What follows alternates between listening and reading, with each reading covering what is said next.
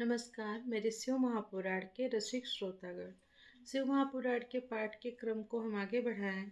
इसके पहले कर लेते हैं शिव पार्वती की वंदना। श्री गणेशाय नमः। कर्पूरगौरं करुणावतारं संसार सारं भुजगेन्द्रहारं सदा वसन्तं हृदयारविन्दे भवं भवानी सहितं नमामि। शिव पार्वती की वंदना के बाद हम पहुंच चुके हैं आज अथ पंचत्रिंशो अध्याय में, और हमारे पाठ का नाम है दक्ष द्वारा यज्ञ की रक्षा के लिए भगवान विष्णु से प्रार्थना। भगवान का शिवद्रोह जनित संकट को टालने में अपनी असमर्थता बताते हुए दक्ष को समझाना तथा सेना सहित वीरभद्र का आगमन। ये हमारा सती खंड में चल रहा है इस समय, शिव महापुराण के रुद्र संहिता के सती खंड में। तो चलिए अपने आज के पाठ को हम स्टार्ट करते हैं। दक्ष बोले, हे देवादिदेव, हे हरे, हे विष्णु, हे दीन बंधु, हे कृपानिधे, आपको मेरी और मेरे यज्ञ की रक्षा करनी चाहिए। आप ही यज्ञ के रक्षक, यज्ञ करने वाले और यज्ञ स्वरूप हैं। हे प्रभु, आपको ऐसी कृपा करनी चाहिए जिससे यज्ञ का विनाश न हो। ब्रह्मा जी बोले, हे मुनीश्वर, इस प्रकार आदर पूर्वक प्रार्थना करके भय से व्याकुल चित्त वाले दक्ष उनके चरणों में गिर पड़े। तब दुखी मन वाले दक्ष को उठाकर और उन बुद्धि की बात को सुनकर विष्णु ने शिव का स्मरण किया। ब्रह्मा जी बोले, हे मुनीश्वर, इस प्रकार आदर पूर्वक प्रार्थना करके भय से व्याकुल चित्त वाले दक्ष उनके चरणों में गिर पड़े। तब दुखी मन वाले दक्ष को उठाकर और उन दुर्बुद्धि की बात को सुनकर विष्णु ने शिव का स्मरण किया। अपने प्रभु एवं महान ऐश्वर्य से युक्त परमेश्वर शिव का स्मरण करके शिव तत्व के ज्ञाता श्रीहरि दक्ष को संबोधित करते हुए कहने लगे। हरि बोले, हे दक्ष, मैं आपको यथार्थ बात बता रहा हूँ, मेरी बात सुनिए। यह आपके लिए सर्वथा हितकर तथा महामंत्र की तरह सुखदायक है।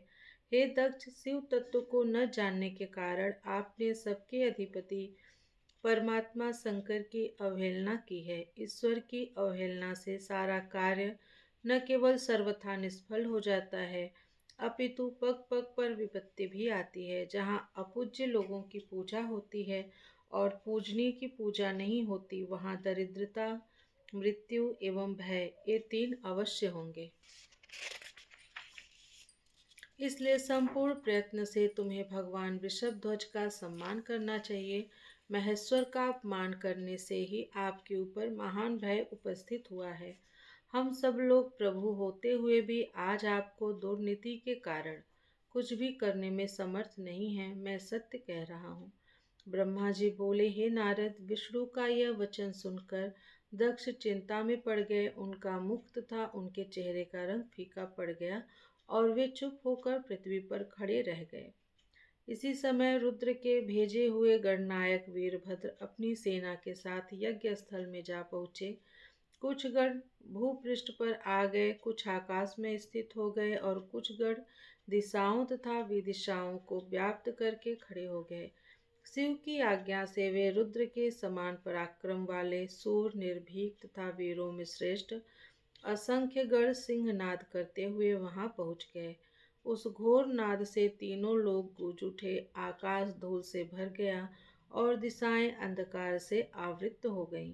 सातों द्वीपों से युक्त पृथ्वी भय से अत्यंत व्याकुल होकर पर्वत और वनों सहित कांपने लगे तथा सभी समुद्र विक्षुब्ध हो उठे। समस्त लोगों का विनाश करने वाले इस प्रकार के उस विशाल सैन्य दल को देखकर समस्त देवता आदिचकित रह गए। इस सैन्य उद्योग को देखकर मुख से रक्त का वमन करते हुए वे दक्ष पत्नी सहित विष्णु के चरणों में दंड की भांति गिर पड़े और इस प्रकार कहने लगे। दक्ष बोले, हे विष्णु, हे महाप्रभु, आपके बल से ही मैंने इस महान यज्ञ को आरंभ किया है। सत्कर्म की सिद्धि के लिए आप ही प्रमाण माने गए हैं। हे विष्णु, आप कर्मों के साक्षी तथा यज्ञों के प्रतिपालक हैं। हे महाप्रभु, आप वेद सार, सर्वस्व, धर्म और ब्रह्म के रक्षक हैं। अतः हे प्रभु, आपको मेरे इस यज्ञ की रक्षा करनी चाहिए। आपके अतिरिक्त दूसरा कौन समर्थ है, क्योंकि आप सबके प्रभु हैं। ब्रह्मा जी बोले। तब दक्ष की अत्यंत दीनतापूर्ण बात सुनकर भगवान विष्णु शिव तत्व से विमुख उन दक्ष को बोध प्रदान करते हुए कहने लगे। विष्णु बोले, हे दक्ष, मुझे आपके यज्ञ की रक्षा अवश्य करनी चाहिए। धर्म के परिपालन विषयक जो मेरी सत्य प्रतिज्ञा है वह सर्वत्र विख्यात है। आपने जो कहा है वह सत्य है, उसका व्यतिक्रम कैसे हो सकता है। परंतु दक्ष, मैं जो कहता हूँ उसे आप सुनिए। आप इस समय क्रूरतापूर्ण बुद्धि को त्याग दीजिए। हे दक्ष, देवताओं के क्षेत्र नैमिषारण्य में जो अद्भुत घटना घटित हुई थी, क्या उसका स्मरण आपको नहीं हो रहा है। आपको बुद्धि के कारण उसे भूल गए।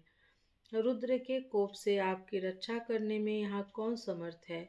हे दक्ष, आपकी रक्षा किसको अभिमत नहीं है, परंतु जो आपकी रक्षा करने को उद्यत होता है वह दुर्बुद्धि है।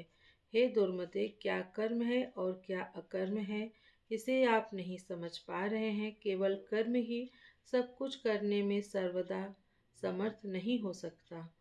जिसके सहयोग से कर्म में कुछ करने का सामर्थ्य आता है, उसी को आप स्वकर्म समझिए। भगवान शिव के बिना दूसरा कोई कर्म में कल्याण करने की शक्ति देने वाला नहीं है।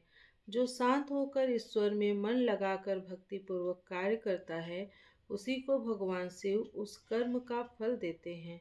जो मनुष्य केवल ज्ञान का सहारा लेकर अनिश्वरवादी हो जाते हैं, वे 100 करोड़ कल्पों तक नरक में ही पड़े रहते हैं। केवल कर्म परायण रहने वाले लोग प्रत्यक्ष जन्म में कर्ममय पाशु से बनते हैं और नरकों की यातना भोगते हैं। ये रुद्रगणों के स्वामी शत्रुमर्दन तथा रुद्र की क्रोधाग्नि से उत्पन्न वीरभद्र यज्ञ भूमि में आ गए हैं। ये हम लोगों के विनाश के लिए आए हैं, इसमें संशय नहीं है। चाहे कुछ भी हो, वास्तव में इनके लिए कुछ भी अशक्य नहीं है। महान सामर्थ्यशाली ये हम सबको अवश्य जलाकर ही शांत चित्त होंगे, इसमें संशय नहीं है। मैं भ्रम से महादेव जी की शपथ का उल्लंघन करके जो यहाँ रुक गया, उसके कारण आपके साथ मुझे भी दुख सहना पड़ेगा। हे दक्ष, आज मुझ में इनके रोक सकने की शक्ति नहीं है, क्योंकि का शपथ का उल्लंघन करने से मैं शिवद्रोही हो गया हूँ। भगवान शिव से द्रोह करने वाले को त्रिकाल में भी सुख नहीं मिलता है। अतः आज आपके साथ मुझे भी अवश्य दुख प्राप्त हुआ है। मेरा सुदर्शन नामक चक्र भी इन पर प्रभाव नहीं डाल पाएगा, क्योंकि यह शैव चक्र केवल अशैवों का लय करने वाला है। वीरभद्र पर इस चक्र से प्रहार करते ही, बिना उनका वध किए ही, यह शैव चक्र शीघ्र ही शिव जी के पास चला जाएगा। यह शैव चक्र शिव की शपथ का उल्लंघन करने वाले मेरे पास मुझ पर सहसा बिना प्रहार किए हुए ही अब तक स्थित है, यही उनकी महान कृपा है। अब यह चक्र निश्चित रूप से मेरे पास नहीं रहेगा और अग्नि की लपटों से व्याप्त होकर इस समय शीघ्र ही चला जाएगा। हम लोगों के द्वारा शीघ्रता से आदर पूर्वक पूजा किए जाने पर भी महान क्रोध से भरे हुए ये वीरभद्र हमारी रक्षा नहीं करेंगे।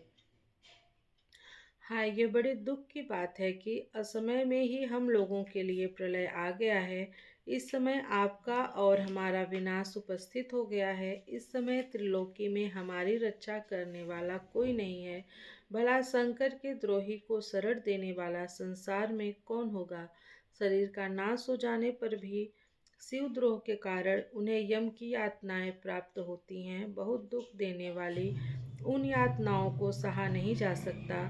शिवद्रोही को देखकर यमराज स्वयं दांत पीसते हुए संतप्त तैलपूर्ण कढ़ाई में डाल देते हैं, इसमें कोई संदेह नहीं है।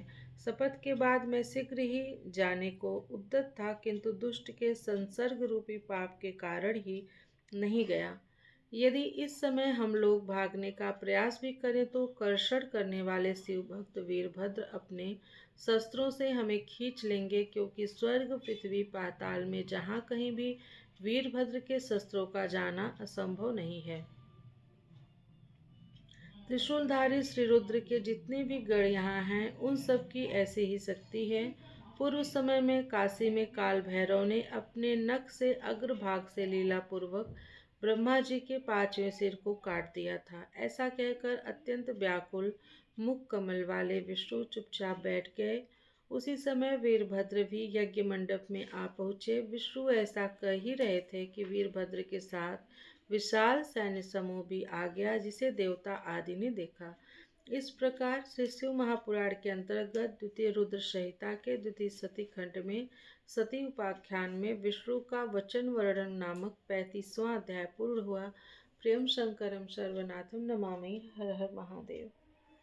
हरे नमः हरे नमः हरे नमः।